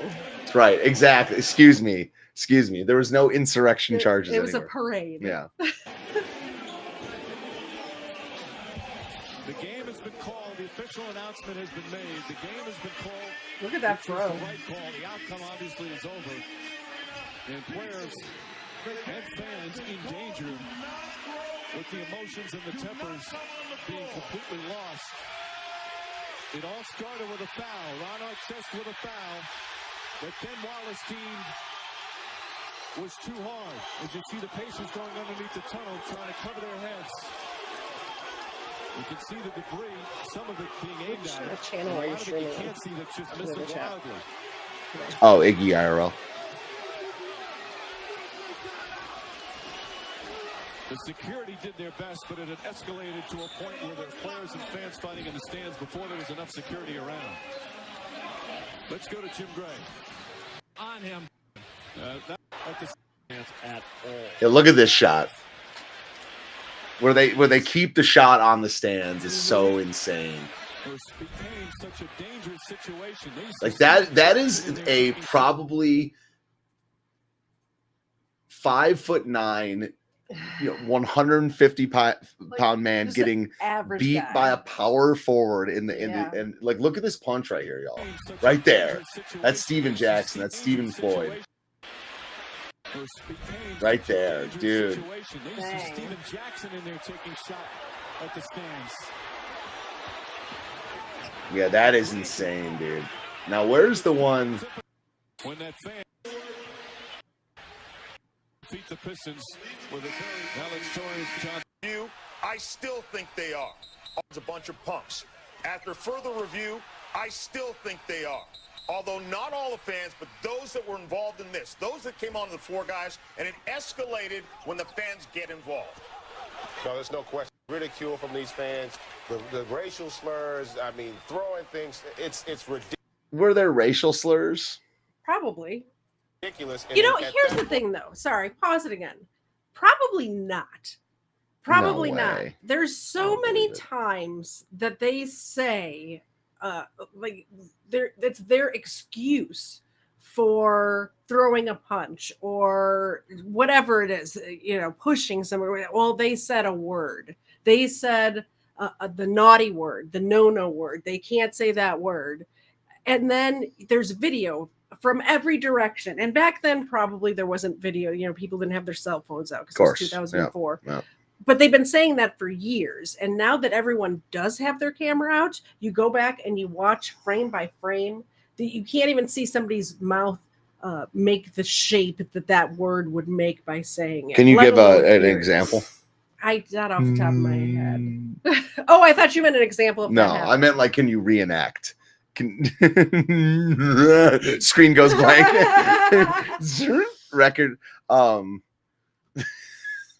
Dude, I swear I could run a show just reading Loaded Wrench's chats. He says I said a few slurs watching it. Yeah, man. I mean, I don't believe that there were. I mean, but the thing is, like, that area is very racial. It's not racist, but it's like it's so diverse, and there is like a big time like wigger culture or whatever. So the word is not as bad it was not as bad for me growing up as it was in other areas, especially like the South or whatever. Well, it wasn't a word that was like off limits when I'm very old. Yeah. So back then it wasn't. So I didn't mean It wasn't as bad. Yeah, I it was like an guess. It was utterance. It's just a kind of a word. It would be like calling an Italian a dago. Yeah, it or- was like a Chinese person like chink. when I was- like, it was not nice. when it I just was wasn't. When I was young, it was like a few degrees more than like calling a woman a bitch. Yeah. It was still not, but it was not as. It was like the C word. Yeah. But I bet no one yelled anything. Oftentimes you just lose control emotionally. Yeah, right here. So that guy I knew I didn't meet any of these guys other than the guy in blue. But these guys, like people I knew this guy right there. Now this guy stood tall against a giant. I almost said a different word that starts with a G. Oftentimes you just lose control. I was gonna say gorilla, yeah. And you're gonna hear people talk about players having to show. Dude, that was nice though. He stayed in the pocket against that dude. Person on the street, they wouldn't even show the kind of restraint that players do just listening to the heckling and abuse that you take. Yeah, right here is where this guy like slid into this guy. Look at this part. This is Jermaine O'Neal coming in there. Dang, that was the best punch of the Malice at the Palace. Got him right. Yeah, he like slid into it. They wouldn't even show the kind of restraint that players do just listening to the heckling and abuse that you take. That was a nice punch. I remember playing that over and over, but that's part of the territory. We understand that kind of comes with it. But now when you cross the line and you physically throw an object or physically touch a player, all bets are off then. Players have a right to protect themselves, and nobody's going to show that kind of superhuman. And then the chair heard around the world. Watch this. The same thing around our test in that situation. Well, we all absolutely understand that. They end up throwing the chair back. Look at that. Right? Nobody's going to show that kind of superhuman restraint. I love the slow motion. So that kind of superhuman restraint, any person would have done the same thing around our test in that situation. Well, we all absolutely understand that, and it's going to be real interesting to see how the league handles this. You know Bennett Wallace is going to get a couple of game suspension because he touched Ron Artest. You know Ron Artest. So I think Ron Artest got a year. He got suspended for a year. Yeah. But anyway, not a sports ball channel, but when it intersects with crime. What was the guy's name? Let's see if we can find a news story about the guy who got arrested. Name's like Dave or something. It's like Dave Green or something like that. Yeah. Like type in it's sentencing or something.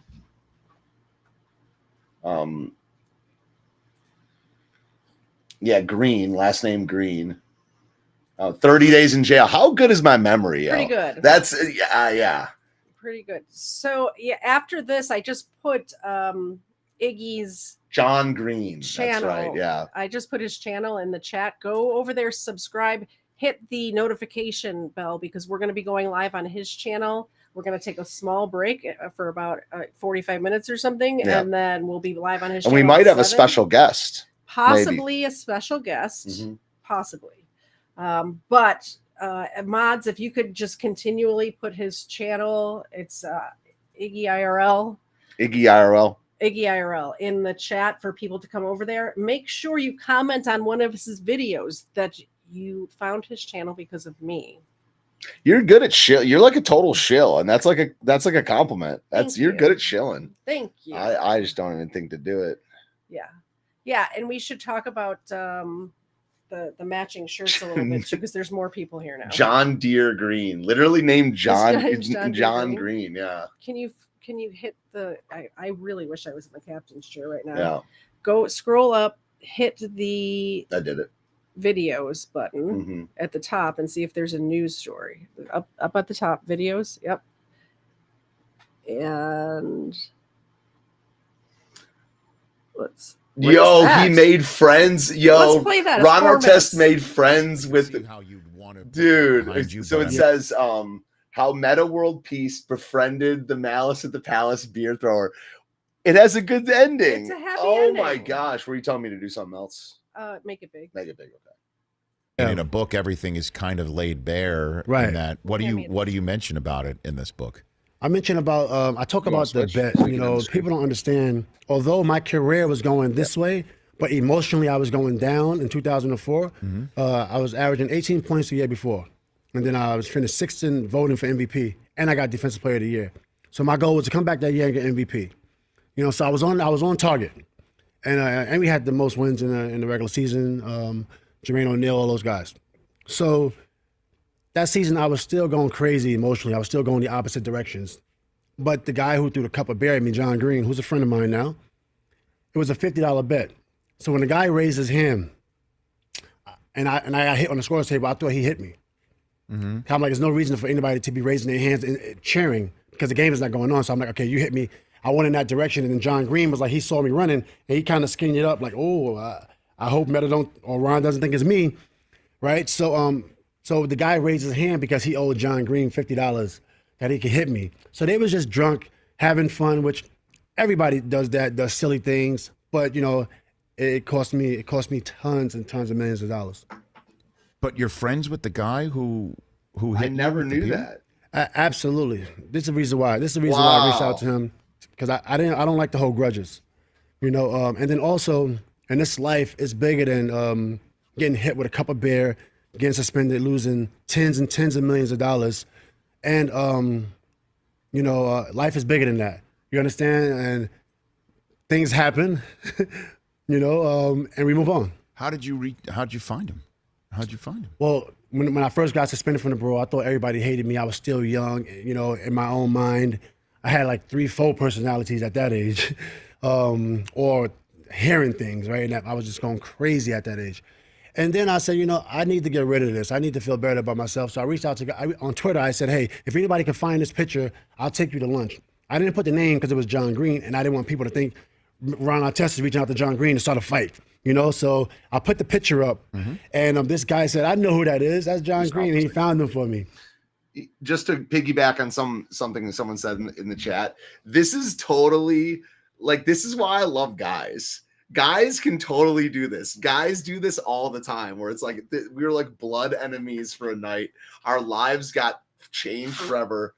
Millions of dollars were lost because of this. Now we're friends. Best friends. Like, yeah, this is like there is camaraderie to be found in war. Yeah. And women, from what I understand, women will maybe reach out and be like, oh yeah, we found forgiveness and there's been closure. I'm saying in good cases. Yeah. Usually not that at all. But guys are like, nah, this is like my best friend now. I love that so much, man. True. I do have to say, obviously it's always not all because number 2 and I were mortal enemies at one point. And when we first met, we were mortal enemies. Did you kill each other? Then yes, we did. You did. And then we became like acquaintances. We hung out in the same crowd, and then some stuff went down where we hated each other for years, and now we're best friends. And it's kind of because of I think it made us closer together. We're good. You know, special guest coming on the show. Oh, cool. Yeah. All right. Let's watch the end of this, and then one more 1-minute clip, and we'll end it. Yeah. Yeah. And end it. I'll get the rope, and we'll just end it. Jeez. He gave me his number. I called the number from direct message, and it said, this number has been changed. And then it gives you the right number, right? So, and then so it don't make no sense why they did that back in the days. Right. It's pretty stupid, right? Sure. So then I called the number. I said, hey, this is Ron. Can I speak to John? His wife answers. And she says, get the F out of here, right? That's what she says. Stop playing games. I said, no, I'm serious. This is Ron. And then she said, hey, John, Ron's on the phone, right? Like we are friends. It's the funniest story. I wish we could have filmed it. John answers the phone, and this is the guy who threw the cup at me. I can see why. He's crazy. He answers the phone and says, hey, Ron, what's up? Like he knows me. You understand what Hey, Ron, what's up? How you doing? very sorry. He said right away. He didn't even. We were talking about those parasocial relationships. The other was it last night or the day before? 2 nights ago. So this is one of those where he calls the guy and the guy feels like he knows him because he's seen him on TV. Like this is exactly what were in physical contact. I mean, they were but you know, he's seen him in interviews. He's seen him on TV. He feels like he knows the dude. Yeah. So people in the chat need to slow their roll a little bit. You're acting like you know Katie when you don't know me. You don't know that. Yeah. You ain't ready. You ain't ready for all that. You ain't ready for the real Katie. Check to see if it was me. Like he just knew it was me. I would have paid anything to hear that conversation. It was amazing. It was. And he said, you know, I'm sorry about what happened. And then he told me the story about the bet, you know, which was like, wow, like it made me feel so much better about that situation, you know, because there was no way out that situation. No way. You felt better to know that he made a bet that he could hit you with a beer? Yeah, because everybody for one, they blamed me for something that was on TV and it wasn't my fault. I didn't start this thing, but they say I did, right? Okay, cool. And then two, to find out it was a bet. I forgot about that. You understand? Yeah. Did he ever get the $50? I'm gonna ask him that, John. I'm gonna text you later. Follow-up question on that. The Rich Eisen Show. That's Weekdays at noon dude. Eastern. Thanks, Rich Eisen. All right, let's watch the preview for Netflix. Then we gotta do a quick exit. Yeah, I can't monetize this anyway, so we might as well. Just because if you guys have Netflix, I highly say I don't like sports. Like, how much does that look like George Floyd? That's Steven Jackson. It does.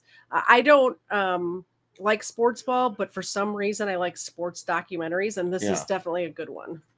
Everybody talked about it. Every show talked about it. You violated the #1 rule for any professional athlete, and that is no matter what is said, no matter what is thrown at you, you don't go into the stands. The narrative had changed. It was all about us, the players. Ron, Steve, J.O., it's their fault. They were being thugs. They were acting out of line. Right, all of a sudden, my character is in question. That's the guy that threw the. It wasn't just the amount of people that were saying it. It was the stature of the people who were saying it. These are thugs, and everybody else signing off. Yeah, you know, rap music and this. Well, they're not. They were acting like thugs. Look at the lyrics in rap music. Yeah. It's like oh, poor rap music. Oh my goodness. They're being painted as thugs. I wonder why. Oh, rap music. This and like yeah. Yeah, you went into the stands and you punched fans in the face. And yeah, granted, they started it, but you're the millionaire athlete. You're supposed to be bigger than that. See, I kind of disagree with that. I disagree. I don't. Well, I'm just saying kind of. I mean, there's still people. I mean, there's still people, a certain type of people. And yeah, I mean, I don't know. I don't know what my solution would be, but I think that's it's kind of understandable that something happened. It's not like the level, because you're not in control of it at a certain point. Like after it's like the decision is made that something is going to happen. It's like what happens will happen type of deal. Because it's like testosterone, you know, the warrior gene, you know. Okay. I don't know. All right. I'm not saying that when hockey is beating the hell out of each other for decades. Oh, now they do the anti-white thing. But do you know that? But in hockey, it's like part of the tradition. Exactly. Yeah. Did you know that he threw the cut back? He threw it sideways. He was like. Okay. Anyway. Good show. Good times. Thank you. Sorry about all the tech issues at the beginning. I will bid you adieu, and I will talk to my audience. Are you going to be on the next show? Yeah. Okay. So I have just to leave? announced to all. Yeah, you can I love leave. you guys. Turn off your camera. I'm sad because I have to stop talking now. So you guys, I love you. Patriot Jam, July 27th. Oh yeah. Nashville, Tennessee. Patriot Jam Fest on Twitter. Linktree / Patriot Jam. Right Wing Music Festival, July 27th. I'm one of the co-hosts. I'm performing. It's one of my projects. So if you're a Patriot that wants to see that live, get in touch with Katie or me. If you want to watch the live stream, which I'm assuming that's gonna be most of you because it's really soon, watch on X or watch on YouTube and all those good things. All right. When you get out of here, when I'm wrapping up my show, put the links for Patriot Jam in the chat. You're a mod. I'm a mod. Yep. All right. Bye, everyone. All right, see ya. It's just me, guys. It is just me. So I wanted to go over what we're covering in the coming weeks, and we don't need him here for that. He needed a little break before his show starts, right? Let me fix this, and we'll bring Xena up. There she is. Oh, there we go. Hey, Xena, say hi to the people. I know you guys have been missing Xena, so I wanted to bring her up. Get everything set back up here. Okay, so coming up, first of all, I want to say thank you to everybody who became a member today. I appreciate that more than you know. Ava, get in your spot. Go. There's Ava too. I want to say thank you for everybody who became a member today. I surely do appreciate that. It keeps me going. It keeps my spirits high, which I need to have high spirits to cover some of the things that I cover. So coming up next week on a Saturday, because Sunday is difficult for the guest that I'm having on, Tawana Browley. Have you guys heard of this case? It happened in the 80s, Tawana Browley, and might be wrong. My friend Jeremy, who goes by the moniker Might Be Wrong, will be coming on the show to talk about that one.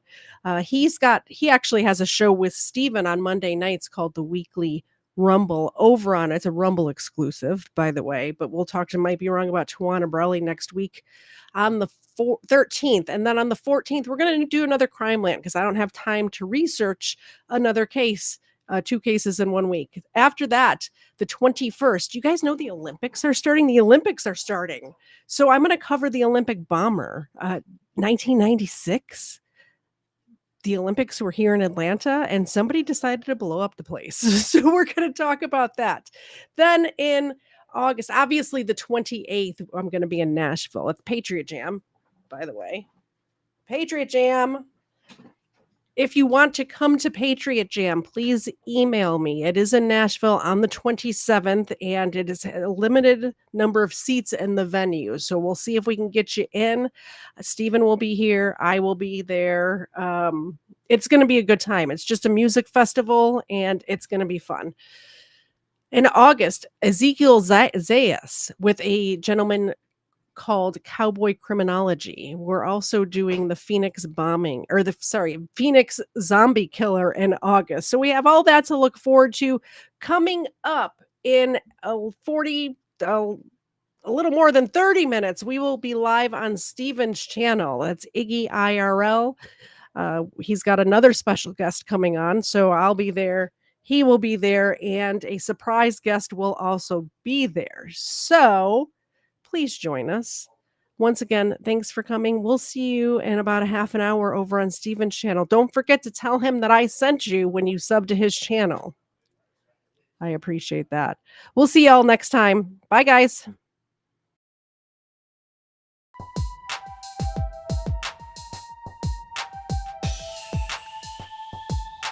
First Florida man was Hernando de Soto. First Florida man, Hernando de Soto. First Florida man was Hernando de Soto. Won't you so loco? Show off your photos, throw out your Twinkies, throw up your ho-hos, tuck in them pinkies. Them shits a no-no. The first Florida man was Hernando de Soto. Brought to my attention by the man with the mojo. My 8th subscriber, I'm a bagoso. Jump in them Sinkies and dump them mimosos. The first Florida man was Hernando de Soto. First Florida man was Hernando de Soto.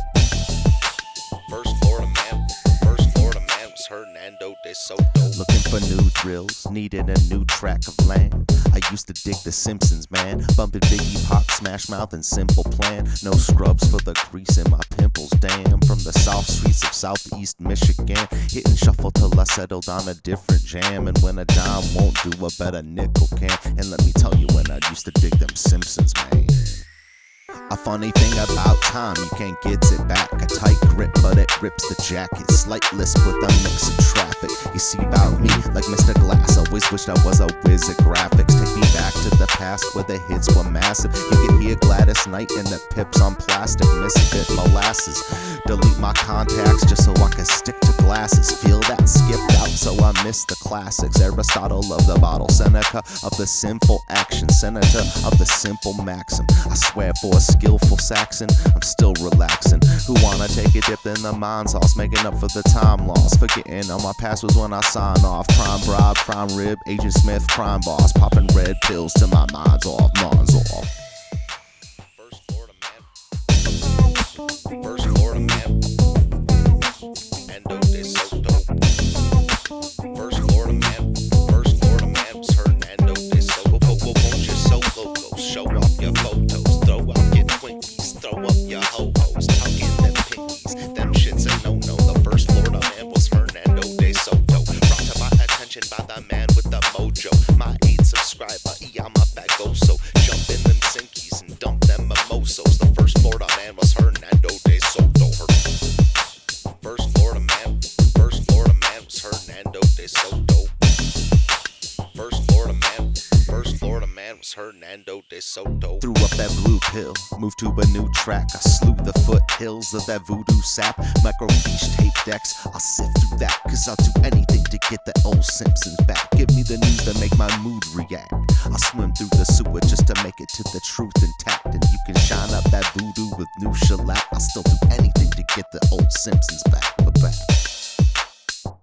Imagine thinking Karl Marx is new school Klingon like Huzu. They welcome the ways they can bring on the boots, dude. Declare a major, they get paid to pollute you. Self-ashamed neighbors never gaze when they scoop you.